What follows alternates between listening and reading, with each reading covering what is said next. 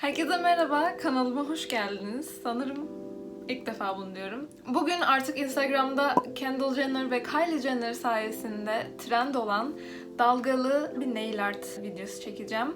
Tırnaklar şu şekilde gözüküyor. Nasıl yapıldığını görmek istiyorsanız lütfen izlemeye devam edin.